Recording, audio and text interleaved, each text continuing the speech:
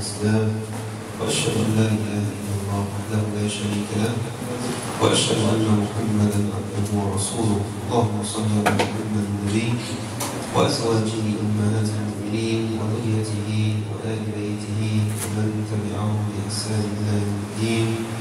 ثم أما بعد، من كتاب الملخص الفقهي وقفنا في المرة السابقة عند قول المصنف حفظه الله: باب في أحكام المسح على الخفين وغيرهما من الحوائج. وذكرنا مقدمة هذا الباب وذكر الأحاديث التي في الروايات، يعني كما ذكر قال الحسن: حدثني 70 من أصحاب رسول الله صلى الله عليه وسلم أنه مسح على الخفين. وقال النووي: روى المسح على الخفين خلائق لا يقصون من الصحابة. وقال الإمام أحمد رحمه الله عليه: ليس في نفسي من المسح شيء فيه 40 حديثا عن النبي صلى الله عليه وسلم. وقال ابن المبارك رحمه الله عليه: ليس في المسح على الخفين بين الصحابة اختلاف هو جائز. وذكر جملة حتى نقل المنذر الإجماع عن ذلك. ثم قال: وقفنا عند قول شروط المسح على الخفين. قال: شروط المسح على الخفين ونحوهما. قال: 1. يشترط للمسح على الخفين وما يقوم مقامهما من الجوارب ونحوها أن يكون الإنسان حال لبسهما على طهارة، من الحديث لما في الصحيحين وغيرهما أن النبي صلى الله عليه وآله وسلم قال لمن أراد نزع خفيه وهو يتوضأ: دعهما، يعني رجليه وخفيه، دعهما فإني أدخلتهما طاهرتين. وحديث: أمرنا أن نمسح على الخفين إذا نحن أدخلناهما على طهارة أو على طهر. ويعني احنا قلنا الأحاديث ورد في ذلك روايات كثيرة جدا في هذا الباب، ما تحتاج يعني إلى الكلام في أحاديث ضعيفة وكلام من ذلك.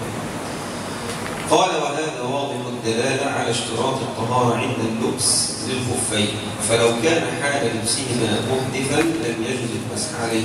لو كان محدث ما يجوز المسح، لو أدخل رجله في الخف أو في الجورب. واحنا ذكرنا في المرة السابقة لو تذكرون قلنا أن الجوارب الخفيفة آخر عهد الأمر ده منذ سنة، إن الأحاديث التي وردت تحتاج إلى مراجعة. الأخفاف، بلاش الأخفاف، نقول الجوارب، الشرابات دي الخفيفة فيها نظر، يعني حوالي سنة أو حوالي سنة ونص بالظبط راجعت المسألة مراجعة قوية، فوجدت أن الأمر فيه يعني خلل. فاحذر أن يكون الجورب اللي بتلبسه أنت خفيف جدا، خروجا من كلام العلماء، مع إن ورد أقوال قوية في الجواز المسح كما ذكرنا، لكن خروجا من الخلاف كان الجورب خفيف جدا فاخرج من هذا الخلاف ولا تمسح عليه. الله تعالى أعلى وأعلم. عفوا الله عن المسح. قال: وحديث أمرنا أن نمسح على الخفين إذا نحن أدخلناهما على طهر، وهذا واضح الدلالة على اشتراط الطهارة عند اللبس للخفين، فلو كان حال لبسهما محدثا لم يجوز المسح عليه. هو كان محدث وجي مسح، أقول هذا الكلام لا أصلا ما ينفعش. قال: ويشترط أن يكون الخف ونحوه ساترا للرجل. إيه هو الرجل؟ الرجل تبدأ من مقدمة الأصابع، من أعلى الأصابع كده، من أعلى أصبع عندك أنت فين؟ كبير ولا بعد منه؟ ولا بعد منه؟ على أي الأحوال إذا كان الأصبع الكبير هتبدأ منين؟ منه، يبقى هنا هو بيغطي كل ده. ثم بعد ذلك إلى إيه بقى؟ إلى الكعبين. الكعبين هم إيه؟ عايز يحضر الدرس ولا مش عايز يحضر الدرس يبقى يقول لي احنا هننام شويه. فيبقى هو ده العظمتين الناتئتين دول كده، ده يعتبر ده ايه؟ هو ده المفترض يغطى، هو ده المفترض ايه؟ يغطى، وهو ده اللي يجوز المسح لغايه المسح، كيفيه المسح. فيبقى هذا هو الذي ذكرنا. ويشترط ان يكون الخف ونحوه ساتر للرجل. ساتر للرجل هو مقام الرجل اللي احنا ذكرناه هذا، فلا يمسح عليه. طب لو كان هذا الستر هذا الستر اللي احنا ذكرناه بينزل، يرفعه وينزل، هيجوز ولا لا يجوز؟ يعني هو بيلبس جورب ايا كان هذا الجورب بيرفعه بيعدي الكعبين دول وبعدين بينزل تاني وبيكشف تاني. لو كان الكشف يسيرا حاول، لكن لو كان بينزل لدرجه انه ممكن يتخلع هنا احنا دخلنا في المجال الاخر. واضح؟ قال ويشترط ان يكون الخف ونحوه ساترا للرجل فلا يمسح عليه اذا لم يكن ضافيا موطيا لما يجب غسله، يعني يكون مغطي لكل شيء في الرجل، ضافيا يعني مغطي لكل يعني انحاء الرجل، بأن كان نازلا عن الكعب أو كان ضافيا لكنه لا يستر الرجل، لا يستر الرجل عادي شوية لكن مش ساتر إيه؟ الرجل لصفائه أو خفته. لو كان صافي خالص، هو حتى الشيخ بيحاول يخرج من خلاف العلماء، وأنا قلت إن هو من سنة كان الأمر إن هو الجوارب في جوارب كده بتبقى خفيفة جدا حتى النساء بتلبسها، هو ده كمان المدار بيدور حوله. بعض النساء بتلبس جوارب كده خفيفة وبعد كده بتلبس بسكوت، هو ده بقى المدار كله بيدور حوالين إيه؟ قرأت على حديث ضعيف في هذا الباب وأقوال أهل العلم كثيرة من المصريين وغير المصريين على تضعيف هذا الأمر، فبالمراجعة نقول خروجا من الخلاف أن يكون إيه؟ ساتر كما ذكرنا. قال لصفائه أو خفته كجورب غير ضيق فلا يمسح على ذلك كله لعدم سعته، ويمسح على ما يقوم مقام الخفين فيجوز المسح على الجورب الضيق. طب لو كان الجورب في بعض القطع مقطوع، يعني راجل زي حالاتنا كده بيلبس الجورب ما عندوش غيره فاتقطع عند الاصبع الكبير او الصغير او كده، فهل يجوز المسح عليه؟ نعم بس هل يجوز المسح عليه؟ إذا كان الحديث يجوز شيئا قليلا. طب ردوا عليه شيئا قليلا، حد ذكر لي حاجه. حديث ايش؟ غزوة ذات الرقاع. حد ذكركم غزوة ذات الرقاع. غزوة ذات الرقاع كانوا يلبسون، احنا مولود عمده دايما كانوا بيلبسون ايه بقى؟ اللفافات، واللفافات فيها ايه؟ خط يطلع حته من الصور حته من الكعب حته من كده فيغطي الطرف. الراجل عنده جوانب حلوه كده بس هو راجل يعني ماسك على الدنيا وبيلبس غير المقطع، ده ينفع؟ ما عندوش رخصه. ما عندوش ايه؟ رخصه. واضح يا اخوان؟ قال ويمسح على ما يقوم مقام الخفين فيجوز المسح على الجورب الضيق الذي يستر رجلا من صوف او غيره، لان النبي صلى الله عليه واله وسلم مسح على الجوربين والنعلين. يبقى يجوز المسح على الجورب ويجوز المسح على النعل، واللي بيسموها الحذاء بتاع الميري ده كل ده جائز.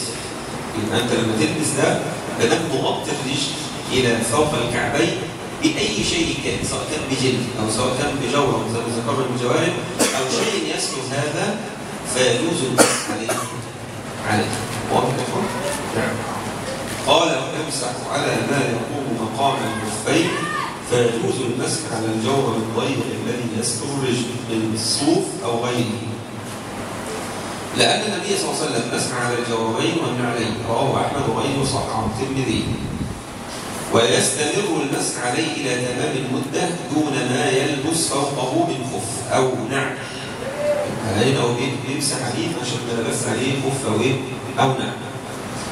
ونحو ولا تأثير لتكرار خلعه ولبسه إذا كان قد بدأ المسح على الجورب. يعني إيه الكلام ده؟ واحد لبس الجورب على فراغ خلاص كده ومسح عليه، ففي الحالة دي هيمسح قد إيه؟ لو كان مقيم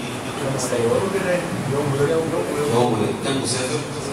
طيب هنا عشان بس ما يحصلش إشكال، لو خلع الجورب يعني غسل مرة أحدث ومسح وبعدين خلع الجورب وهو متوضئ، بس هو لما توضأ من إيه؟ من حدث وما زال بيمسح عليه، فخلع الجورب يلبسه المرة الثانية كيف؟ على غسل الرجلين ولا غسل الرجلين؟ أيوه على غسل الرجلين. أحسنت. واضح المعنى ولا مش واضح؟ واحد توضأ مش كده؟ واحد لبس على نظافه خلاص توضأ وضوء راح لابس الجورب خلاص كده، وبعدين احدث فتوضأ ومسح ماشي. المره الثانيه خلع وراح لابسه مره ثانيه وتوضأ ومسح عليه، ينفع؟ ليه؟ لأنه لما خلعوا لبسوا على طهارة ولا على غير طهارة؟ على غير طهارة. نعم. ويستمر المسح عليه إلى تمام المدة دون ما يلبس فوقه من خف أو نعل ونحوه، ولا تأثير لتكرار خلعه ولبسه إذا كان قد بدأ المسح على الجورب. لو خلع وهو على طهارة لم يحدث لا شيء، يخلع ويلبس كل ربع ساعة مش مشكلة اللي هو على طهارة. لكن أحدث مرة ومسح، لو خلعوا ولبسوا لا يجوز أن يمسح المرة، لازم يغسل المرة. نعم يغسل كلمة المصر مش قال ويجوز المسح على العمامة بشرطين، العمامة اللي هي غطاء الرأس، ويجوز المسح على العمامة بشرطين، إحداهما تكون ساترة لما تجري العادة بكشفه من الرأس، وحيوين هو الشيخ. الشرط الثاني أن تكون العمامة منكحة. يعني ايه منكحة أو منكحة؟ وهي التي يدار منها تحت الحنك، اللي هو ده نقول كده تحت الحنك دور فأكثر، يعني تكون ملفوفة هكذا، تكون ملفوفة هكذا.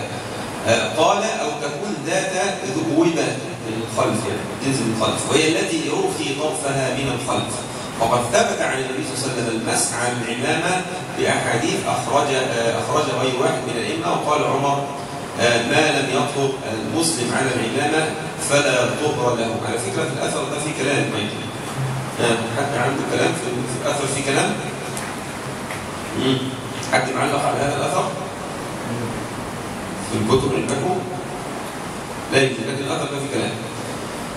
طيب قبل ما نكمل كلام الشيخ، يبقى المسح على العمامة، المسح على العمامة هل هو جائز؟ نعم، ثبت عن النبي صلى الله عليه وسلم في أحاديث كثيرة أن النبي صلى الله عليه وسلم مسح على العمامة، وأن النبي صلى الله عليه وسلم مسح على مقدمة الرأس ومسح على العمامة، وأن النبي صلى الله عليه وسلم مسح على الغطرة، وأن النبي صلى الله عليه وسلم مسح على نصف الرأس وبدء الغطرة. أحاديث كثيرة تفهم منها أنه يجوز المسح على بعض الرأس ثم تكمل على العمامة كانت مكان العمامة. واضح؟ وكذلك أيضا المسح على العمامة في الكلية. نعم، في الحالة دي هنلجأ لها حينما تكون هذه العمامة تغطي الرأس كاملا. في الحالة دي يجوز المسح عليها. يبقى احنا هنميل إلى قولين. القول الأول يعني قولين أو حالين. يعني الحال الأول إن تكون العمامة مغطية الرأس كلها، ما بتضايقش حاجة فيها ملفوفة لفة زي ما بيحكي كده الشيخ أو غيرها. في هذه الحالة يجوز عند المسح إنه يمسح عليها. إذا كان يظهر جزء من الرأس فيها يبقى أولى إنك تاخد مقدمة الرأس من هنا هكذا ثم تكون قد مسحت كده. خلاص، عايز تكمل على باب العمامة جاهز، يبقى تاخد مقدمة من هنا كده وبعدين تمسح كده جاهز. لكن يجوز المسح على العمامة كلها. نعم، يجوز المسح على العمامة كلها في حالة واحدة إذا كانت العمامة إيه؟ تغطي الرأس إيه؟ كاملا. وده كده القول الراجح في هذه المسألة التي ذكرها. نعم. لكن دي لا تغني من مسح من غسل الوجه. وبيتكلم شيخ العمامة كبير زي ما بيقولوا عندهم في بعض البلاد. نعم. شيخنا المسح على العمامة يكون برضك منبوس على طهارة ولا مش شرط؟ لا مش شرط. قال وإنما يجوز المسح على الخفين والعمامة في الطهارة من الحدث الأصغر، وأما الحدث الأكبر فلا يمسح على شيء من ذلك فيه، بل يجب غسل تحته. ولو كان في حدث أكبر خلاص مش غنى بس خلاص. وإنما يجوز المسح على الخفين والعمامة في الطهارة من الحدث الأصغر، وأما الحدث الأكبر فلا يمسح على شيء من ذلك فيه، بل يجب غسل ما تحتهما. ويمسح على الجبيرة اللي هو مكان الكسر، وإن كان ده ورد في بعض الأحاديث قوى بعضها بعض. واحد إيده كسرت، عنده محل عايز يغسله فيجوز إن يمسح عليه. يجوز. بعض أهل العلم قال منهم يعني الشيخ الخفين رحمه الله عليه وتكلم في هذا الكلام كلام قوي يعني، ولكننا نميل إلى غيره، إنه قال لكي يفعل ذلك ينبغي عليه أن يمسح كل ما هو مكسور، يعني ملفوف عليه شيء، وأن يزود هذا بعد الوضوء أو الغسل على حسب الحال، يزوده بضربة واحدة بالمسح على التراب يجعل الكتاب ويجعلها غسل. ده الشيخ رحمه الله عليه يذهب إلى هذا القول، لكن الله أعلم أحاديث وطرقها والجمع يقول أن هذا يدخل فيه المسح. إذا كان في كسر يبقى يمسح عليه على الأثناء. قال ويمسح على الجبيرة هو أعواد ونحوها تربط على الكسر، ويمسح على الضماد الذي على الجرح، يكون عليه جرح يمسح عليه الضماد، وكذلك يمسح على السوق التي تجعل على القروح. كل دي لفائف إما على جرح وإما على كسر وإما على غيره. قال كل هذه الأشياء يمسح عليها بشرط أن تكون على قدر الحاجة، بحيث تكون على الكسر أو الجرح وما قرب منه ما لا بد من وضعها عليه لتؤدي مهمتها، فإن تجاوزت قدر الحاجة لزمه نزع ما زاد على الحاجة. ودي المشكلة اللي يقع فيها كثير من الناس، لكن بيقول في الحالة دي يعني نسأل الله العافية والسلامة ان ربنا يعني الإنسان بيعمل قدر. يعني حد واحد بيبقى رجله منصورة من تحت، يروح جاي الراجل الطبيب ده اللي هو ما يعرفش حاجة عن الشر وكده في معظمهم، يعني يروح عامل له رجله كلها مغطيه، فهو عنده المحل اللي هو محتاج انه يعمل له تشبيره دي محل قد كده خلاص. يعني حتى مثلا الاطباء يقول لك هو الجزء ده بس محتاج انه يجبر، هو بيستطرد فيه ويطلع، وده خطا. واحد يدخل معانا الاستطراد دون دعوه. يعني لو كان هو فعلا محتاج ان هو لما يجي يجبس رجله يجبسها باعلى شويه والطبيب يرى ذلك، خلاص ده مفيش خلاف. لكن الطبيب يرى ان هو شبه فيطلع هو 3 اشبار، هنا بقى محل الخلاف في ذلك. فنقول الرجل مضطر، وربما يعود الإثم على الطبيب، وما يعود الإثم على مين؟ على الطبيب. نعم. قال وأن تكون على قدر الحاجة بحيث تكون على الكسر أو الجرح وما قرب منه ما لابد من وضعه عليه لتؤدي مهمتها، فإن تجاوزت قدر الحاجة لزمه نزع ما زاد على الحاجة. ويجوز المسح على الجبيرة ونحوها في الحدث الأصغر والأكبر، حال الوضوء وحال الغسل، وليس للمسح عليها وقت محدد، بل يمسح عليها إذا نزعها أو برئ ما تحتها، لأن مسحها لأجل الضرورة إليها فيتقدر بقدر الضرورة. يبقى ملاش وقت معين بحيث إن هو أول ما يبدأ يغسل يبدأ أو يستطيع خلاص خف يبدأ يعمل ذلك. قال والدليل على مسح الجبيرة حديث جابر رضي الله عنه قال خرجنا في سفر فأصاب رجلا منا حجر فشجه في رأسه ثم احتلم. رجل كان في سفر فتح دماغه كده، وبعدين دي لما نام أصابه حلم يعني احتلم فأخرج منيا في شجة الفراش ثم احتلم، فسأل أصحابه هل تجدون لي رخصة في التيمم؟ ايه رأيكم بقى هنا؟ ده دليل عليه قبل ما نكمل كده. خير غير علم. صاحب مصيبة ولا مش مصيبة؟ نعم. صاحب مصيبة ولا مش مصيبة؟ لو يجيش واحد يستفتي الناس في بعض المساجد كده وتسمع كلمات عجيبة قوي، يقول له واحد يجي يصلي وينسى الصلاة، يقول له ده رمضان اللي فات واحد بيحكي كان بيصلي معاه فينا في 45 بعد ما صلوا والراجل قام ما عادش في الجلسة اللي في النص يعني التشهد الأول، وراح قايم الراجل، راح هو ما رضاش يقعد وبتاع، وبعد ما خلص راح عيدوا الصلاة باطلة. ايه الصلاة باطلة؟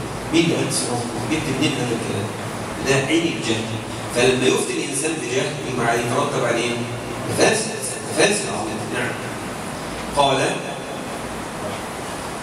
ثم احتلم فسأل أصحابه هل تجدون لي رخصة في التيمم؟ قالوا ما نجد لك رخصة وأنت تقدر على الماء فاغتسل. الراجل بقى كان في هذا الحال لما اغتسل قتل نفسه لأنه مش واجد رخصة.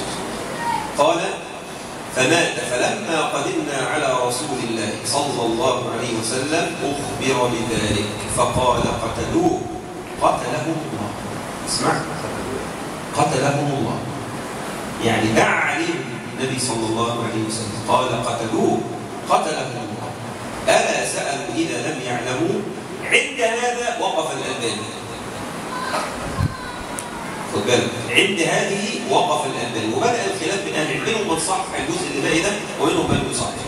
يبقى قتلوه قتلهم الله، ألا سألوا إذا لم يعلموا. ثم هذه الزيادة صححها بعض أهل العلم لكن الألباني لم يصححها، فإنما شفاء العي السؤال، وإنما كان يكفي أن يتيمم ويعصب على جرحه، وهذا صحيح عند بعض أهل العلم، خرقة ثم يمسح عليها. وكلا الأمر حتى لو وقفنا عند الأولى هتجد أن المعنى الثاني جائز، مش كده؟ يبقى عند هذه العلامة وقف الألباني رحمة الله عليه. والباقي قال يمسح ظاهر الخف والجورب ويمسح أكثر العمامة. العمامة تتمسح كلها ولا جزء منها ولا ايه؟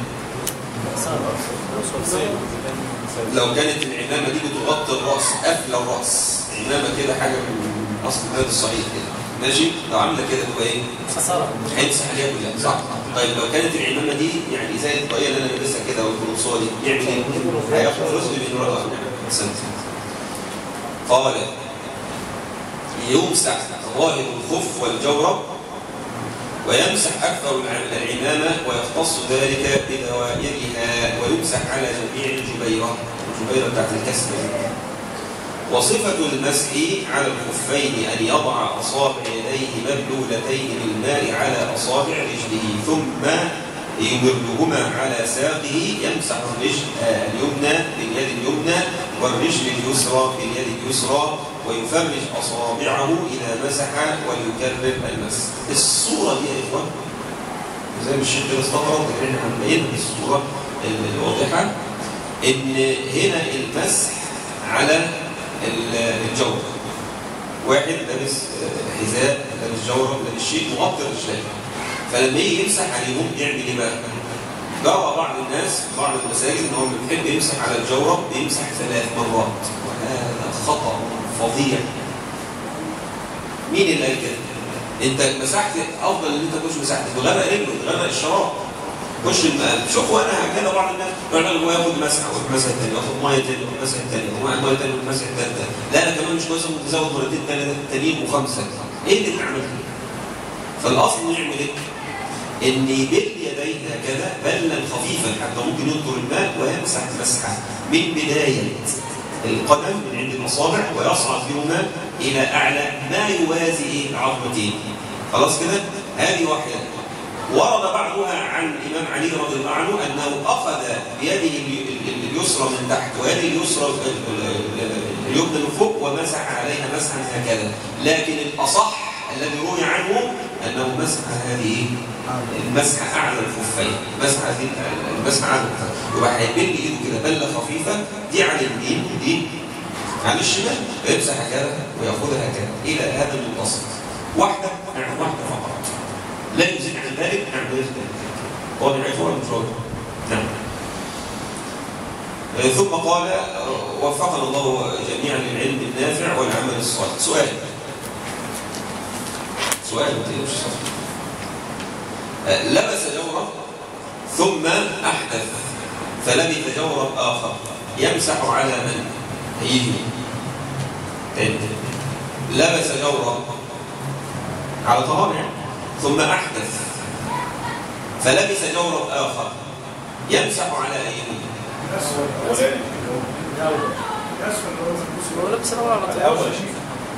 يعني هيقلع واحد منهم ولا يمسح الاثنين؟ هيقلع الثاني. هيقلع اللي فوق يعمل ايه في اللي تحت؟ يمسح الثاني.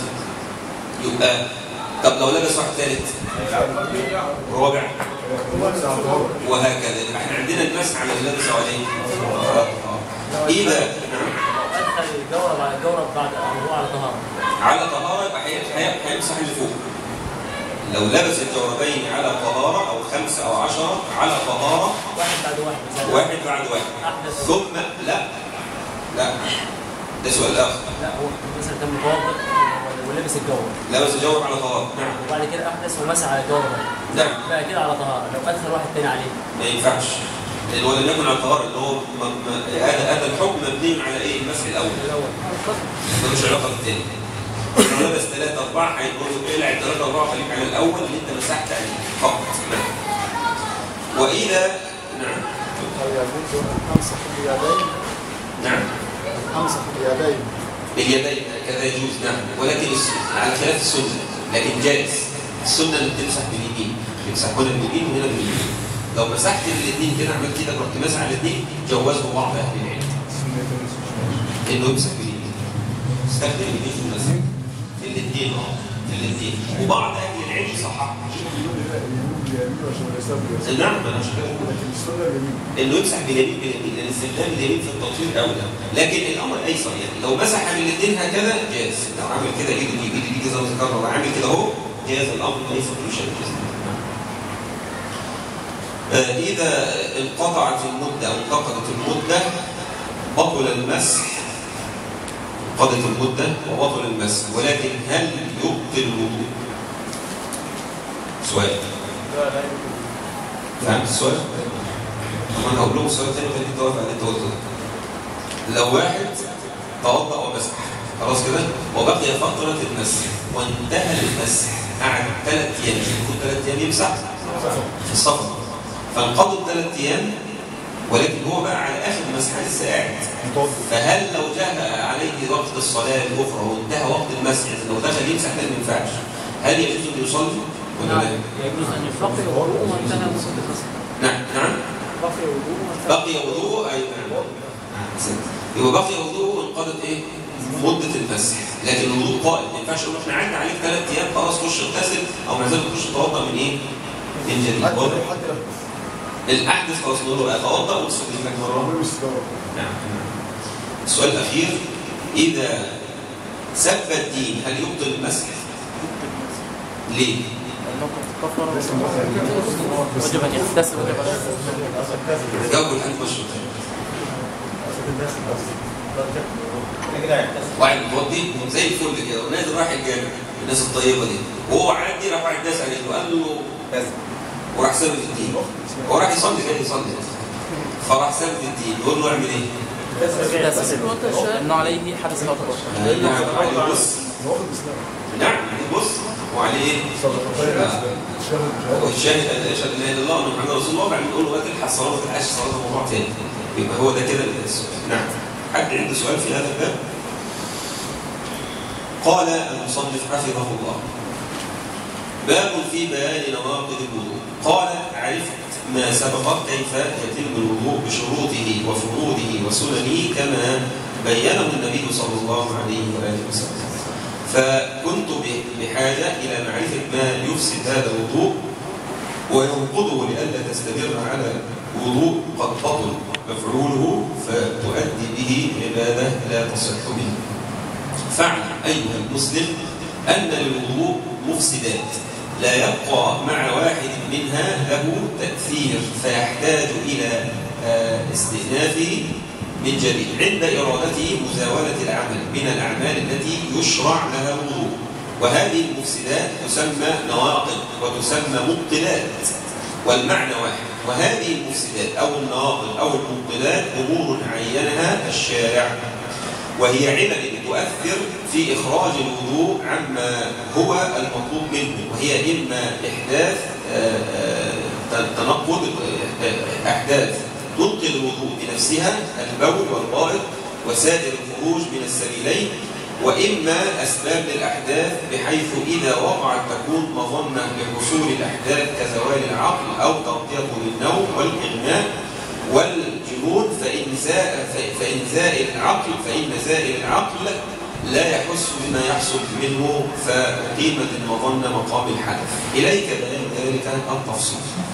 قبل أن نشرع في كلام المصنف نسمع كلام بقى القديم الجميل اللي كان في اجتهاد شديد من فضل الله عز وجل في هذا الباب، ثم نعود إليه مرة أخرى وقيدوا هذه الأشياء المهمة المفيدة فيه من كتاب فقه السنة من الشرح القديم اللي أنا كنت بشرحه. وفي فوائد قيدوها في الكتب معنا.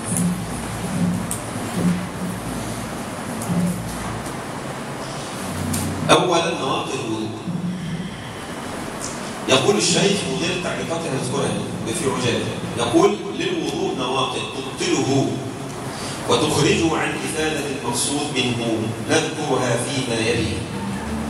واحد أكل كل ما خرج من السبيلين القبل والدبر، ويشمل ذلك ما يأتي. كل شيء يخرج من القبل والدبر ينقض الوضوء. معلومة فيها اجتهاد إنه بعض أهل العلم قال خروج سائل طاهر من امرأة في حالها كمان، يعني بعض النساء بصورة بعض الأشياء فيأتي مثلا عند النوم كده يخرج منها شيء دون كذا. بعض أهل العلم قال هذا لا ينقض الوضوء، والراجح في هذه المسألة أنه لا ينقض الوضوء، ينقض الوضوء لكنه لا يحتاج إلى غسل. واضح؟ نعم نعم. أوضح من ذلك، يعني بعض النساء يخرج منها بعض السوائل الرقيقة، فهذه السوائل الرقيقة تخرج يعني ليس بشهوة ولا كلام، فهل هذا يحتاج إلى غسل؟ لا يحتاج لغسل، وإنما يحتاج إلى وضوء. نعم. اثنين، والغائط لقوله تعالى أو جاء أحد منكم إلى الغائط أو لمس الجسم، وهو كناية عن قضاء الحاجة من بول وغائط. معنا في انقضاء الوضوء ولا مش معنا؟ ثلاثة، ريح الدبر لحديث أبي هريرة رضي الله عنه قال رسول الله صلى الله عليه وسلم لا يقبل الله صلاة أحدكم إذا أحدث حتى يتوضأ. فقال رجل من حضرموت ما الحدث يا أبا هريرة؟ قال فساء وضراط، والحديث متفق عليه. وعنه قال رسول الله صلى الله عليه وسلم إذا وجد أحدكم في بطنه شيئا فأشكل عليه أخرج منه شيء أم لا فلا يخرجن من المسجد حتى يسمع صوتا أو يجد ريحا. وليس المسح أو وجدان الرائحة شرطا في ذلك، بل المراد حصول اليقين بخروج شيء منه، إن يتثبت إن خرج منه شيء. ثم المني، سواء كان خروج المني بمرض، واحد مريض يخرج منه المني وهو جالس وهو نايم بحالة مرضية، فلا يحتاج غسل في كل مرة، يذهب إلى بعض المفتين الذين لا يعرفون شيئا في دين الله، بعض الناس اللي قاعدين على القهاوي، بعض الناس اللي قاعدين في الطرقات، فيجي واحد يشوف واحد طيب كده كويس وشافه بيصلي يقول له يا عم الشيخ والله انا مريض بيحصل معايا كده، يقول له اوعى تيجي المسجد غير لما تغتسل لغايه ما اموت، لغايه ما يقتله بمثل هذا.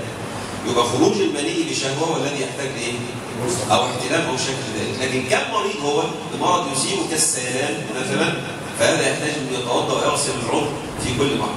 قال والمذي وهو سائل يشبه المني، والودي هو أشبه له أيضا، ذكرنا ذلك بتفاصيل طويلة لقوله صلى الله عليه وسلم في المذي فيه الوضوء، ولقول ابن عباس رضي الله عنهما أما المني فهو الذي منه الغسل، وأما المذي والودي فقال اغسل ذكرك أو مذاكيرك وتوضأ وضوء الصلاة. النوع الثاني النوع المستخرج الذي لا يبقى معه إدراك، اللي هو ايه بقى؟ الانسان يخش في حاله نوم شديد. يعني لو في اخ من الاخوه دلوقتي قاعد فراح نايم، نقول له ايه؟ يعني الواحد وقاعد كده عامل كده، هو قاعد معانا في الدرس، ينفع يصلي معانا العشاء ان شاء الله؟ ينفع. يعني احسنت. طب لو هو بقى فلان قوم اتوضى قوم سامعني، يا عم قوم اتوضى قوم سامعني، يبقى ده ايه؟ يبقى ده لازم يروح فين؟ مفيش لاقي حاجه. يبقى هذا المقصود به، قل النوم المستغرق الذي لا يبقى معه إدراك مع عدم تمكنه من المقعد، يعني جالس جلسة غير. وطبعا في حديث العين وكاء السائل، وهذا الحديث بعض العلم ضعف بعضهم صححه، لكن المسألة مسألة إن الإنسان لو نام وراحت عليه النوم خالص ذهب في النوم، فهذا هو المحل الذي فيه الخلاف من أهل العلم، والراجل بيروح يتوضأ. ليه احنا بنقول خلاف؟ لانه ثبت الاحاديث عن النبي صلى الله عليه وسلم ان بعض صحابه النبي صلى الله عليه وسلم كانوا ينتظروه في الصلاه، وكانوا ربما يسمع لهم يعني فيقوم يصلي، فإن ده محل الخلاف. لكن الخروج من الخلاف ده انه يروح يعمل ايه؟ يتوضا. ثم زوال العقل سواء كان بالجنون او بالاغماء او بالسكر او بالدواء، سواء قل او كثر، وسواء كانت المقعده ممكنه من الارض ام لا. هنا مفيش محل انه قاعد ممكن المقعده من الارض. رابعا مس الفرج بدون حاجه. المساله دي انا هذكرها وانتوا قولوا لنا الراجع فيها، ما قلتوش انتوا راجع هقولها. مس الفرج بدون حاجه، ده عند مساله الشهوه. مس الفرج بدون حائل. قال مس الفرج بدون حائل لحديث سمرة بنت صفوان رضي الله عنها أن النبي صلى الله عليه وسلم قال: من مس ذكره فلا يصلي حتى يتوضأ. حديث صحيح. وأصح شيء في هذا الباب رواه مالك والشافعي وأحمد وغيره. وقال أبو داود: قلت لأحمد يعني ابن حنبل: حديث سمرة ليس بصحيح، فقال: بل هو صحيح. ده أحمد بن حنبل يرد عليه يقول كده. وفي رواية لأحمد والنسائي عن سمرة أن سمعت رسول الله صلى الله عليه وسلم يقول: ويتوضأ من مس ذكره، وهذا يشمل ذكر نفسه وذكر غيره. وعن أبي هريرة رضي الله عنه أن النبي صلى الله عليه وسلم قال: من أفضى بيده إلى ذكره ليس دونه ست فقد وجب عليه الوضوء. وهذا بطريق حسن. قال: وهذا الحديث من أجود ما روي في هذا الباب. قالوا يعني في هذا ولما روي بطرق يعني كثيرة حسنة. وفي لفظ الشافعي: إذا أفضى أحدكم بيده إلى ذكره ليس بينها وبينه شيء فليتوضأ. وعن عمرو بن شعيب عن أبيه عن جده رضي الله عنهم: أيما رجل مس فرجه فليتوضأ، وأيما امرأة مست فرجها فلتتوضأ. هذا حسن الشيخ ناصر. قال ابن القيم: قال الحازمي: هذا إسناد صحيح. ويرى الأحناف أن مس الذكر لا ينقض الوضوء. والأحناف خالفت في هذا وقالوا أن مس الذكر لا ينقض الوضوء، لكن هم لم يعلموا بهذه الأحاديث. نعم.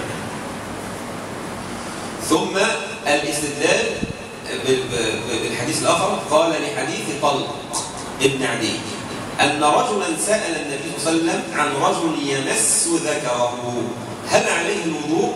فقال: لا، إنما هو بضعة منه. حديث صحيح. ذكرنا جملة من الأحاديث كلها بتقول إيه؟ من مس الذكر ماذا يفعل؟ مس الذكر أو الأنثى تمس الفرج، يعني كلاهما واحد. لو من يفعل ذلك عليه الوضوء. وحديث معنه حديث صحيح صححه الشيخ الألباني رحمة الله عليه، قال فيه: لا، إنما هو بضعة منه. إيه الراجع في المسألة؟ احنا رجحنا المسألة دي من سنتين ورجحناها من 3 سنين. يتوضأ. اتفضل. وهو مس الذكر عمدا يجب الوضوء، ممكن خطأ أو سهوا لا يجب. لا، مش هو ده اللي اقصده. من مس ذكره فليتوضأ، سواء بشهوة أو بدون شهوة فليتوضأ دون حائل. أما ما فيه كلام فهو إذا كان بحائل، والجمع بين الحديثين. لا، مش عايز الكلام رائع يعني، بحب الله خلقه، بس مش هو ده. اتفضل. لو مس خلف اليد يجوز، لو باطن اليد. المس بخلف اليد فعلا صحيح الكلام ده، بس مش هو ده اللي مقصود. بس بخلف اليد لو دي مست هذا في خلاف من اهل العلم فيه ان هو لا يعني لا ما في مشكله. مش هو ده اللي مس بشهوة بس. مس بشهوة. نعم. احنا قلنا الموضوع ده راجع فيه ان هو في مس باليد مش كده بشهوه، وفي يد مس بدون شهوه. ايهما ينقض؟ شهوة الاثنين. الاثنين ولا لا؟ حديث هو على فكره ان انتوا بتقولوا اقوال اهل العلم، فانا مش هعترضكم على الترتيب ده، لكن اي اقوال بعض. ما قلنا لو تذكروا هذا الكلام اللي ذكرناه قديما، قلنا ان مس الذكر بغير حائل الاصل فيه انه يكون ايه؟ انه يكون لشهوه. فإن كان لشهوة أو أثار الشهوة أو ما شاكل ذلك فالأصل أنه ينقض الوضوء. خلاص كده؟ حتى إذا دخل الشيء فإنه ينقض الوضوء. وإذا كان المس بغير شهوة فإنه ينطبق عليه هذا الحديث الذي ذكرناه معنا أن هذا إنما هو بضعة منه. ففي هذه الحالة يلزمه يتوضأ؟ لا يلزمه يتوضأ بهذه المسألة. لكن احنا لما قلنا هذا الكلام قلنا خروجا من الخلاف ماذا يصنع؟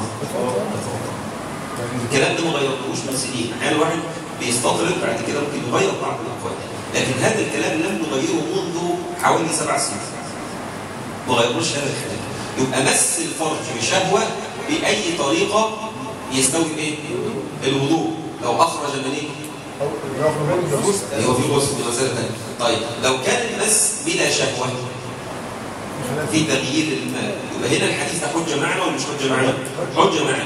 لكن خروجا من الخلاف ان احنا نعمل ايه؟ يتوضا. لكن الوضوء ده هل حدث؟ لا نقول لا، لكن احنا بنخرج من الخلاف. واضح يا اخوان؟ يبقى ده خروج من ايه؟ من الخلاف. لو شيخ عن طريق خطا او نسيان مش مشكله. ما في مشكله، احنا الاصل هو ما احدث هو كده قابل للمصلي، لكن نقول خروج من الخلاف انه يتوضا. خروج من الخلاف انه حتى هو الشيخ برضه ايش؟ حتى لو هو خطا او نسيان مثلا في البيت مع ولدها الصغار. وده حرج شديد، حرج شديد. لكن اذا كان الطفل صغير فبعض اهل العلم قالوا لا شيء، جزاك الله خير، ان بعض النساء يكون عندها طفل صغير في البيت تقعد تغير ملابسه وبتاع مش عارف ايه وبيحصل هذا الامر. بعض اهل العلم ذهب الى هذا القول وقال لا شيء في هذا، وان كان القلب في نفسه شيء. فنقول يعني المراه اللي عندها طفل كده نقول لها يعني خروجي من الخلاف، وعند كل صلاه توضئي، عند كل صلاه توضئي. كان عند الطفل صغير عند كل صلاه توضئي. ما في شيء، وصل بس يجي شويه على الكلام. لو رجل عنده مثلا طفله صغيره ووالدتها مش موجوده، ينفع ان هو مثلا يعمل يغير لها ويظهر لعورتها ولا في؟ نعم، هو بس هو العلماء لما رخصوا للمرأة، رخصوا للمرأة والرجل قالوا لا.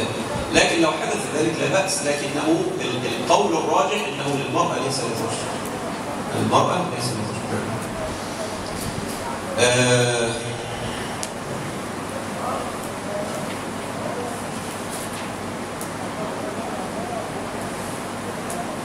ناخد ما لا ينقض الوضوء وبعد كده ندخل على باقي الكتاب بحيث ان احنا نكون ايه المسائل عندنا. اتفضل بسرعه. إذا قام الرجل هل هو ينقض الوضوء؟ إذا إيش؟ إذا قام الرجل هل هو ينقض الوضوء؟ حصل انتصاب يعني ينقض الوضوء؟ لا ينقض الوضوء إذا أخرج منيا أو إلا معذرة إذا أخرج سائلا. إذا خرج منه سائل فإنه ينقض الوضوء، غير ذلك لا. ما لا ينقض الوضوء: واحد، الخلاف هنا، واحد لمس المرأة بدون حائل، مس المرأة أو لمس المرأة بدون حائل. فعن عائشة رضي الله عنها أن رسول الله صلى الله عليه وسلم قبلها وهو صائم وقال إن القبلة لا تنقض الوضوء ولا تفطر الصائم. لو واحد السؤال ده فيه خدعة، لو واحد صافح امرأة أجنبية دخل عليه ازيك يا عم الحاج عامل ايه؟ قال لها ازيك يا عم الحاج أو ده أخت الحاج مسلم عليه بإيده، ينقض الوضوء؟ لا ينقض الوضوء. ينقض ولا لا؟ بالنسبه لقواعد الدم لا ينقض الوضوء، لكن عليه ايه؟ ذنب كبير طبعا، عليه اسم، لكنه لا ينقض الوضوء. طيب واحد يقول لنا ايه الحجه في انه لا ينقض الوضوء؟ نقول ما الحجه في انه نقض الوضوء؟ انت اللي بتسال هذا السؤال، نقض الوضوء ليه؟ يقول لك مس امراه اجنبيه، نعم من مس امراه اجنبيه كان ايه؟ كانه ضرب بمخيط عليه ذنب كبير، لكن هل نقض الوضوء؟ لم ينقض. لو خرج منه سائل من المني في الحاله دي نقض الوضوء. لا خرج منه لا ليس غنيا، لكن مس المرأة في حرمة للمصافحة بأي طريقة فيها حرمة، لكنه لا ينقض الوضوء، لا ينقض الوضوء. قالت عن عائشة رضي الله عنها أن رسول الله صلى الله عليه وسلم قبلها وهو صائم وقال إن القبلة لا تنقض الوضوء ولا تفطر الصائم. وقال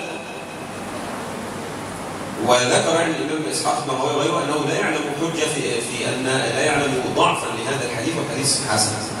المسألة الثانية مسألة خروج الدم من غير المخرج المعتاد، سواء كان بجرح أو حجامة أو رعاف، وسواء كان قليلا أو كثيرا. واحد خرج من أنفه دم، واحد جرح، هل ينقض الوضوء أم لا؟ قال الحسن رضي الله عنه ورحمه الله: ما زال المسلمون يصلون في جراحاتهم، وهذا رواه البخاري. وقال في عصر عمر بن الخطاب رضي الله عنه في زمن بثرة خرج منها البثر ده خرج منه قطعة من الدم فلم يتوضأ وبصق فيها ثم مسحها. يبقى هذا دليل على ان ايه؟ انه هذا الدم. نعم. ومضى في صلاته وقال: وصلى عمر بن الخطاب رضي الله عنه وجرحه يثعب دما. ومين صلى ثاني وجرحه يثعب دما؟ واحد علي واحد تنمكم على صلى وجرحه لسه ده اول امبارح أحمد بن حنبل مرة الأجانب خلاص. لا حديث موجود. نعم أحسنت. وقد أصيب عباد بن بشر رحمه الله وهو يصلي فاستمر في صلاته. لكن احنا بنذهب إلى القول بأن كثرة الدم على البدن تحتاج أن تزيلها. ما ينفعش تصلي فيها، مش ممكنة تحتاج أن تزيلها، لأن في محل خلاف والجمهور على أن دم المسلم فيه نجاسة. تقول الدم فيه نجاسة؟ أقول لك نعم فيه نجاسة، دم فيه نجاسة. يعني لو واحد بيصلي لو حاجة خفيفة مفيش مشكلة، يتعافى عنها مفيش مشكلة، يصلي مفيش مشكلة. لكن لو كان الدم كثير يهرق دم كثير دخلنا هنا في الخلاف. مفيش مشكلة. احنا بنتكلم عن الأنف ده مش مشكلة خالص. الواحد هدوء كلها غرقانة دم مضروب. جزار مثلا. جزار بيشتغل في حاجات حلال بس الدم فيها حرام، الدم فيها نجس. نعم. لا تقول هذا السؤال. الدم الكثير الذي يملأ البدن نقول لا، لكن لو شيء يسير لو في دم كثير نقول لا، اخرج من الخلاف، لا تصلي بها. ما يصليش بهذا. هو مثلا هو منزل منكم، هو لابس الهدوم ديت وراح يشتغل وبقى في دم كتير عنده. لا وقت الصلاه كلها لا يجوز انك تصلي، ولو صليت وانت مضطر هتمشي مره اتنين، لكن هذا هو حاله لا يجوز. يعني واحد مثلا كل يوم يشتغل مثلا جزار ومره يدوم بالدم يخش يصلي يوم، لا يجوز هذا. يجعل نفسك ثياب تصلي بيه، حتى لو كان الثياب ده عليه طينه من الارض يجوز، لكن الثياب اللي هو مليء بالدم على جمهور العلماء ان الدماء نجسه. جمهور على ان الدماء نجسه. نعم. خلاص يا اخوان، يبقى كده مساله خروج الدم من غير المخرج المعتاد، سواء كان بجرح او حجامه او رفاع، سواء كان قليلا او كثيرا، فإن هذا الأصل فيه هو لا ينقض الوضوء. يبقى واحد نزل دم كتير من مناخيره يقول لك هنتوضا، يقول لا مش هو الدم اللي خرج ده ينقض ايه؟ الوضوء. نعم. القيء، لو واحد تقيأ يتوضا؟ لا يجوز ان يتوضا ولا هو مضطر للوضوء؟ يعني يجب عليه ان يتوضا ولا لا يجوز ان يتوضا؟ لا يتوضا. أكل لحم الإبل ينقض الوضوء؟ ينقض الوضوء؟ نعم. طيب، قال وهو رأى الخلفاء الأربعة وكثير من الصحابة والتابعين إلى أنه صح الحديث بالأمر بالوضوء منه. فعن جابر بن سمرة رضي الله عنه أن رجلا سأل رسول الله صلى الله عليه وسلم أتوضأ من لحوم الغنم؟ قال إن شئت توضأ وإن شئت فلا تتوضأ. قال أتوضأ من لحوم الإبل؟ قال نعم، فتوضأ من لحوم الإبل. وهذه حجة قوية على أن اللحوم إيه؟ الإبل. نعم.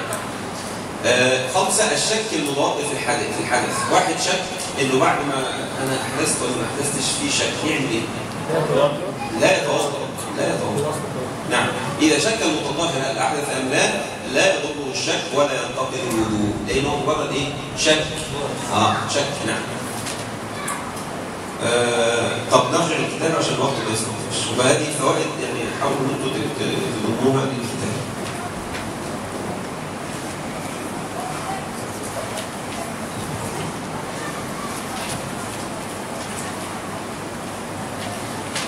وقفنا عند إياك بيان ذلك بالتفصيل. نعم. قال واحد الخروج من سبيل، أي من خرج البول، مخرج البول والغائط والخارج من السبيل، إما أن يكون بولا أو منيا أو مذيا أو دم استحاضة أو غائط أو ريحا، كل ذلك ينقض الوضوء. نعم ينقض الوضوء، على خلاف كده ذكرناه في مسألة واحدة فيه، لكن كل ده ينقض الوضوء. سيبك من مسألة الغسل، مسألة الغسل مسألة أخرى، لكن أنا بتكلم عن الخروج من هذا. هل الخروج ده ينقض الوضوء أم لا؟ ينقض الوضوء. نعم. قال فإن كان الخارج بولا أو غائط فهو ناقض الوضوء بالنص والإجماع. قال تعالى في موجبات الوضوء أو جاء أحد منكم من الغائط. وإن كان منيا أو مذيا فهو ينقض الوضوء بدلالة الأحاديث الصحيحة، وحكي الإجماع على ذلك أو حكى الإجماع على ذلك ابن المنذر رحمه الله وغيره. وكذا ينقض خروج دم الاستحاضة وهو دم فاسد. لو أن امرأة عندها استحاضة، مش حيض، استحاضة يعني إيه؟ بعد الحيض. بيخرج منها دم باستمرار، حتى بعض اهل العلم والادب الى هذا القول ان هذا الدم صار دما دما طاهرا ليس الدم الثاني النجس، وان كان كثرته تحتاج الانسان يزيلها للخروج من خلاف اللي احنا ذكرناه. فتحتاج المراه في مثل هذا انها ماذا تصنع؟ تتوضا لكل صلاه ولا تغتسل لكل صلاه؟ نعم، يبقى هتتوضا وطبعا الشيء نعم احسنت. وكان ينقض خروج دم الاستحاضة وهو دم فاسد لا دم مع حيض، إلى حديث فاطمة بنت أبي حبيش أنها كانت تستحاض فقال لها النبي صلى الله عليه وسلم فتوضئي وصلي فإنما هو دم عرق يعني عرق يخرج من دم. والحديث رواه داود الدرقطني وقال إسناده كلهم ثقات. وهذا ينقض الوضوء خروج الريح بدلالة الأحاديث الصحيحة وبالإجماع. قال صلى الله عليه وسلم لا يقبل الله صلاة أحدكم إذا أحدث حتى يتوضأ. يبقى الحدث منه إيه؟ خروج الريح. نعم. وقال صلى الله عليه وسلم في من شك على خروج هل خرج منه ريح أو لا فلينصرف حتى يسمع صوتا أو يجد ريحا. يبقى هنا ده إيه بقى يا إخوان؟ لأن الشيطان لعنة الله عليه بيحاول يشكك على الناس أمر صلاتهم. فيبدأ لو إنسان كان يستجيب له يبدأ إيه بقى؟ يشكك له. يبقى في دماغه على طول. يجي يقول لك لا ده خرج منه، حسيت إن حاجة خرجت، لا خرجت ولا ما خرجتش. طب ويفضل على هكذا. هو لما بيعمل كده مش بيخليه إن هو يتورع، ده هو عايز يفسد عليه صلاته. فالإنسان الأصل إن هو لا يبالي بمثل هذا. نعم. وقال صلى الله عليه وسلم في من شك هل خرج منه ريح أو لا فلا ينصرف حتى يسمع صوتا أو يجد ريحا. وأما الخروج من البدن وأما الخارج من البدن من غير السبيلين كالدم والقيء والرعاف فموضع خلاف بين أهل العلم هل ينقض الوضوء أو لا ينقضه. واحد يخرج منه دم من أنفه بيهيج الدم كده أحيانا يخرج من أنفه محل خلاف، بس احنا قلنا الراجح. يبقى لو واحد خرج منه دم من أنفه يحتاج أن يتوضأ؟ لا يحتاج. واحد خرج منه دم يعني تقيأ واخرج دم وبيتقيأ احيانا بيكون في التهابات هنا، فالالتهابات دي تخليه يتقيأ، يعني نعوذ بالله ان يكون القيء من المعده فيه دم، ده مرض اخر. لكن احيانا بيبقى عنده هنا بعض الامراض او بعض الالتهابات او كذا فيجي يتوضأ فيخرج هذا الدم فنقول له او معذره يخرج هذا الدم عند القيء، هل نقول له توضأ؟ لا يحتاج منه. نعم. واحيانا يسيل من الانف كما تقدم الرعاف. نعم كل هذا لا ينقض. فموضع خلاف بين اهل العلم هل ينقض الوضوء او لا ينقضه على قولين، والراجح انه لا ينقض، لكن لو توضأ خروجا من الخلاف كان احسن. ده كلام الشيخ وتورعه على كثرة علمه. اقول انا على قلة علمي لا.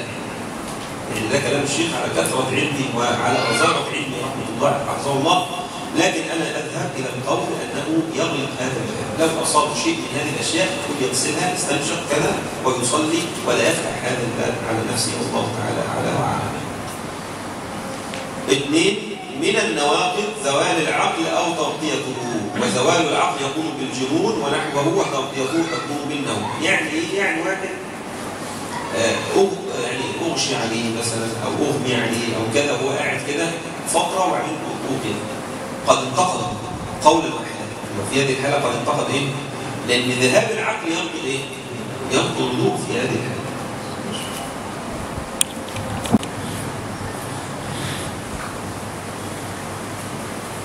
قال وإلى النواقض زوال العقل أو تغطيته، يعني زوال العقل إن العقل يذهب سيصاب مثلا بإغماء، حالة من الإغماء أو كذا، حتى لو وقفت لأن هذه وقف يسير الإنسان يصيبه إغماء مثلا لمدة دقيقة. الإغماء ده في حد ذاته يقطع كل السبل، بمعنى إنه ما ينفعش يقول حتى بعد دقيقة من الإغماء. فرق بين الإغماء والنوم مش بس يمكن الإنسان عينه تغطى في النوم كده، لا. الإغماء يذهب العقل كله، فذهاب العقل كله حتى ولو دقيقة واحدة يقول له توضأ خلاص فقط. نعم. يبقى من النواقض زوال العقل أو تغطيته، إنه يتوضأ هذا العقل ممكن يصيبه نوع من أنواع أشبه ذلك أقل، تغطية العقل غير زوال أقل منه يسير. قال وزوال العقل يكون بالجنون ونحوه وتغطيته تكون بالنوم أو الإغماء ونحوهما. فمن زال عقله أو غطي بنوم ونحوه انتقض وضوءه. لأن طبعا ذكرنا النوم اليسير لا، النوم اليسير يخرج من ذلك، لأن ذلك مظن الخروج يقول معذرة ونحوهما، فمن زاد عقله أو غطي بنوم نحوه فانتقض وضوءه، لأن ذلك مظن خروج الحدث، وهو لا يحس به إلا يسير النوم، نوم يسير، فإنه لا ينقض الوضوء، لأن الصحابة رضي الله عنهم كانوا يصيبهم النعاس وهم ينتظرون الصلاة، وده دليل على إيه بقى؟ أيضا على الإطالة في صلاة العشاء. والنبي صلى الله عليه وسلم جاء يوما من الصحابة في يوم من الأيام، جاء إليه قرابة منتصف الليل صلى الله عليه وسلم، قال لو أعلم الناس يستطيعون ينتظرون يستطيعون أن ينتظروا مثل ذلك لجعلنا وقت صلاة العشاء كذلك. ولكن طبعا الكلام ده لا يصلح دلوقتي، لأن النبي صلى الله عليه وسلم رخص في هذا. فتخيل انه مثلا يؤذن الان لصلاه العشاء، سيبك من الدرس مش مساله درس، لكن بعد ان يؤذن الان لصلاه العشاء فيبدا يقيم مثلا الساعه 10:30 11 يقيم الصلاه، ايه اللي ممكن يحصل؟ طيب لو واحد مثلا صلى بالناس العشاء بعد ساعه او بعد ساعه، بعد ربع ساعه، وظل يصلي بهما حتى 10:30، ايه اللي يحصل؟ بقول لك ايه بقى؟ اكثر حفظ حافظينه الناس مش عارف ما يحفظوش غيره، يعني ما يحفظوش عارف يصلوا غيره، بيقول لك ايه بقى؟ من صلى ايه؟ فليخفف، مش كده؟ عجيب والله ان الناس تحفظ كلها الحديث ده. بس طب اقرا كده الصفحات اللي انت بتدور فيها دي، او اقول لك اجيب لك الكتب دي، اقرا فيها الصفحات دي، هتلاقي النبي صلى الله عليه وسلم كان بيصلي مثلا صلاه العشاء بسوره الوتر. ماشي؟ النبي صلى الله عليه وسلم كان يصلي العشاء مثلا، صلى العشاء، بلاش العشاء خلاص خلينا في صلاه ثانيه، صلى بهم الليل ب5 أجزاء، صلى بهم يوم المغرب بسوره التوبه. المغرب صلى بسوره ايه؟ ما قامش واحد بعد الصلاه اما الناس فليخفف. انت مش قلت كده رسول الله صلى الله عليه وسلم؟ محدش يستطيع كده، لكن هو احنا اعتدنا لما بنعتاد ذلك احنا بنقول لا بأس نخفف على الناس، لكن لما تطيل الصلاه تبدا انت تراجع نفسك. يعني مثلا احنا بنصلي خفيف، معظم الصلاه خفيف، فعلا احنا زمن فتنه والناس طبيعتها الايمان نسال الله العافيه ضعيف، فلو صلينا مثلا يوم واطلناه يبدا يراجع نفسه كده، هو انا زهقت من الصلاه؟ هو انا زهقت من الصلاه؟ طيب الناس دي كلها بتروح تقف في الفران قد ايه؟ بلاش الفران، بيقفوا في الجمعيات قد ايه؟ بلاش بيروحوا يجيبوا التموين في قد ايه؟ انا مثلا بعدت عليهم وبعمل كده خايف وانا ماشي معاك والله ده منظر مرعب يعني. فالناس دي كلها واقفه عشان تجيب ازازتين زيت ولا بتاع، واقف يعني يصلي لله عز وجل يكتسب الاجر عند الله، فدي امور عجيبه يعني تدل على قله الايمان. في ايمان مسلمين لا باس بذلك، لكن الايمان يبقى وينزل، فهنا قله في الايه؟ في الايمان، نسال الله العافيه والسلامه. فيقول المصنف يقول ومن النواقض زوال العقل او تغطيه، وزوال العقل يكون بالجنون ونحوه، وتغطيه يكون بالنوم او بالاغماء او نحوهما، فمن زال عقله او غطي بنوم ونحوه انتقض وضوءه، لان ذلك مظنه خروج الحدث وهو لا يحس به الا يسير النوم، فانه لا ينقض الوضوء الا ان الصحابه رضي الله عنهم كانوا يصيبوه بالنعاس وهم ينتظرون الصلاه، وانما ينقضه النوم المستغرق جمعا بين الادله، وهو ده الراجح الصحيح. 3 من نواقض الوضوء اكل لحم الابل، صح؟ نعم.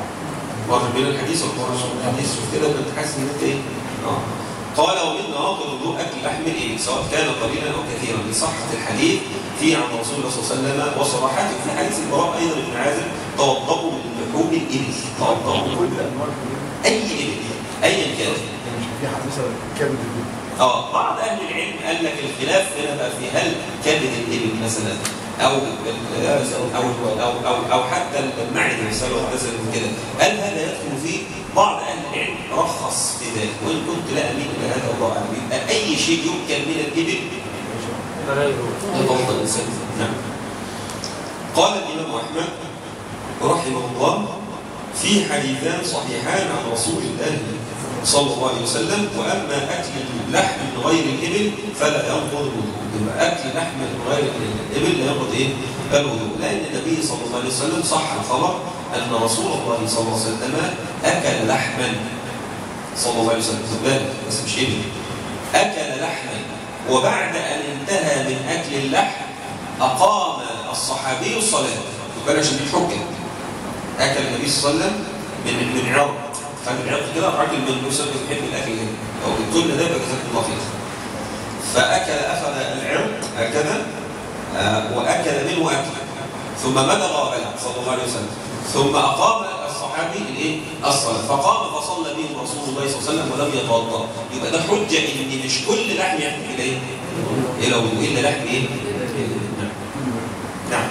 قال الإمام أحمد رحمه الله في حديثان صحيحان عن رسول الله صلى الله عليه وسلم وهناك أشياء قد اختلف العلماء فيها هل تنقض الوضوء أم لا، وهي مس الذكر. شفتوا بقى عشان بقول لكم كلام بينفع ولا ما ينفعش؟ وهو مس الذكر ينقض الوضوء ولا ينقض الوضوء؟ لا ما حدش يقول ينقض ويسكت. ينقض ولا لا ينقض؟ أي نعم. يبقى لو مس بشهوة بلا خلاف هو ايه؟ ينقض. ولو مسه بلا شهوة الأصل خروجا من الخلاف اللي هو ايه؟ نعم. وهناك أشياء قد اختلف العلماء فيها هل تنقض الوضوء أم لا، وهي مس الذكر ومس المرأة بشهوة. مس المرأة بشهوة. مس المرأة الأصل إن مس المرأة إيه؟ سيبك من مس الحرام مس الزوجة. مس زوجة. هل مس الزوجة ينقض الوضوء؟ لا ينقض الوضوء إلا أن مسها بشهوة تحركت شهوته في الحالة دي إيه؟ يبدأ يتوضأ. لكن الأصل إن هو إيه؟ لا ينقض. النبي صلى الله عليه وسلم كان يقبل عائشة ويطلع يصلي للناس. ده مش بيسلم عليه ويحط عليه، يقبل عائشة ويقول الله أكبر يصلي. وصلى الله عليه وسلم. نعم. يبقى هنا المسألة مسألة إيه؟ كما ذكرنا إن هو يرجع فيها إلى إيه؟ الحالة التي فعلها. وهي مس الذكر ومس المرأة بشهوة وتغسيل الميت. ورد حديث عن النبي صلى الله عليه وسلم أنه توضأ حسنه الشيخ ناصر رحمة الله عليه أنه من غسل فليتوضأ.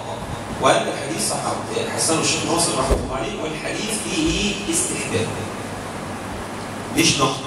انتبه لهذه المسألة. يعني واحد جزاه الله خيرا نحسبه في الناس الصالحين مش الناس غير الصالحين اللي بيقلبوا الدنيا دي، لكن الرجل يعني بيقوم يتقوم بهذا الامر يقول انا اغسل الميت، يقول جزاك الله خير على سنه النبي صلى الله عليه وسلم جزاك الله خيرا.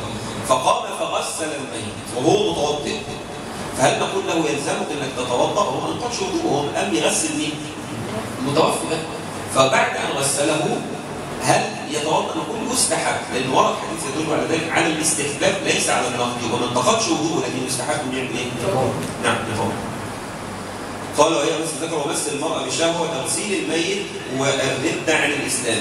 الردة عن الإسلام تحتاج إلى إيه؟ غسل من جديد. أول دليل على الغسل الدليل إن هو من ارتد عن الإسلام يغتسل. المرتد ده يتقتل.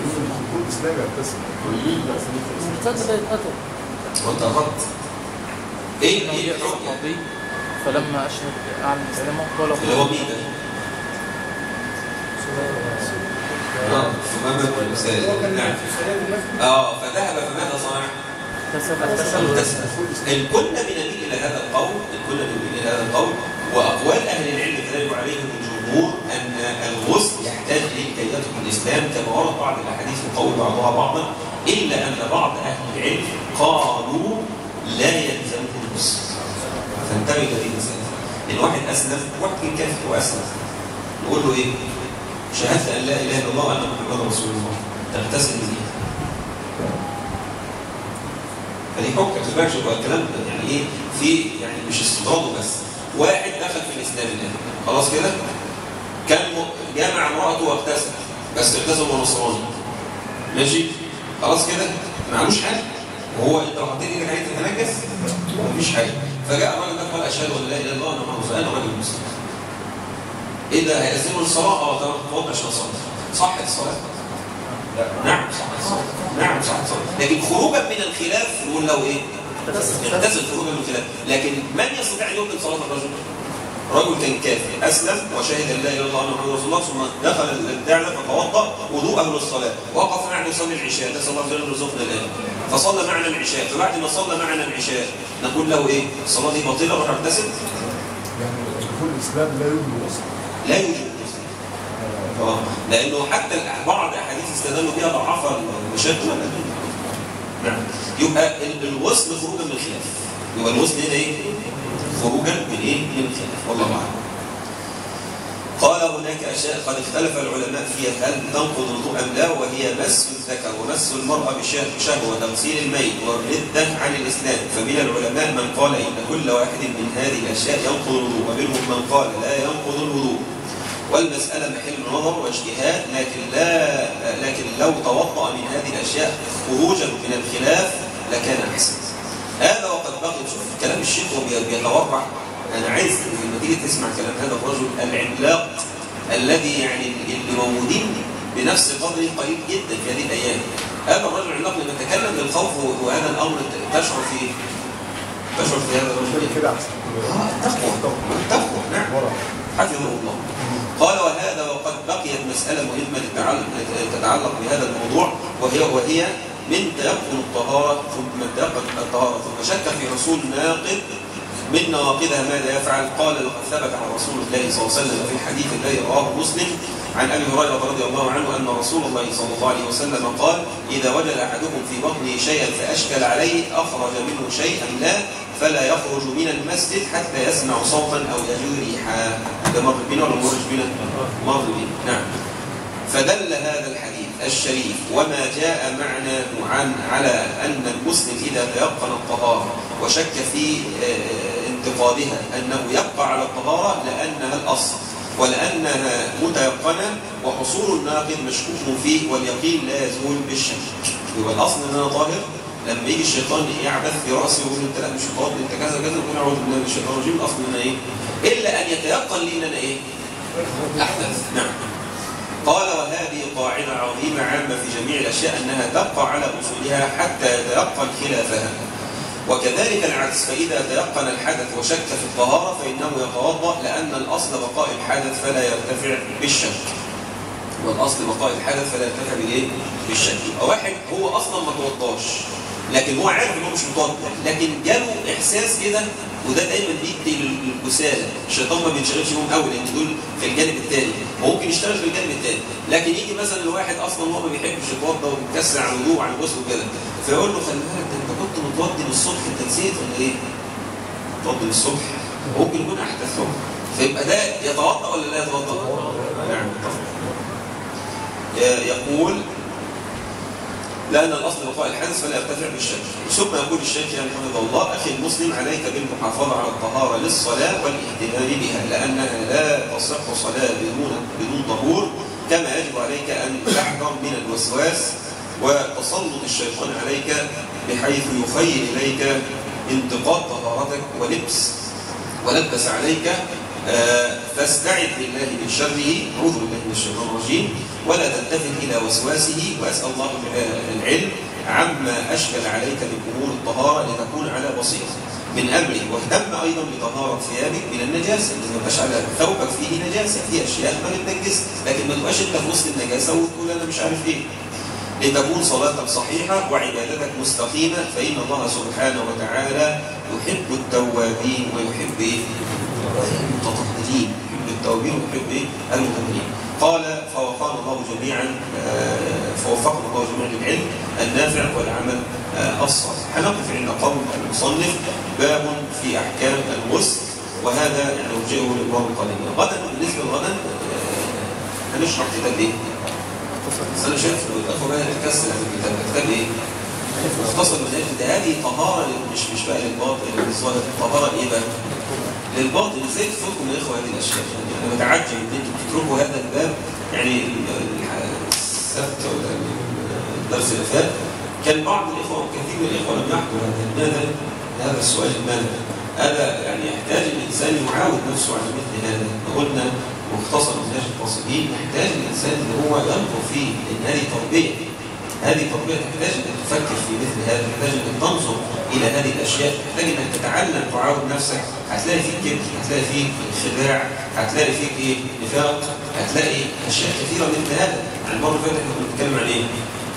الغالب الكلام عن ايه؟ عن هذا اللسان كيف الانسان بيتكلم بكلمات توديه جهنم وهو مش واخد باله، مجرد كلمات بيقولها قاعد. يعني ممكن الراجل يقعد بره كده على البتاع اللي بره المصطبه اللي بره دي كده يقعد يتكلم ساعه، الساعه اللي بيتكلمها دي قطعا تدخله جهنم الا ان يشاء الله عز وجل ان يرحمه. لكن ساعه كامله اكل لحوم الناس واستخرج وافتى بغير علم وكذب ودلس، كل ده في ساعه، كل ده في ساعه، ساعه تودي جهنم، تودي جهنم هذه الساعه الا ان يتغمده الله. فيعني لا تفوت هذا الامر. ويعني كنت بتبقى صايم بكره جزاك الله خير من الصيام، في شويه تمر بتاعتك والله ربنا رزقك افطار ماشي خالص، لكن انت يعني تكتفي بايه؟ شويه تمر تاكله، وبعدين نطول شويه 5 دقايق بين الاذان ونطول شويه، يعني تاكل فيهم تمر تشرب فيهم شويه ميه بس كده ولا ايه؟ اقول قولي هذا واستغفر الله لي ولكم وصلى الله على محمد وعلى اله وصحبه.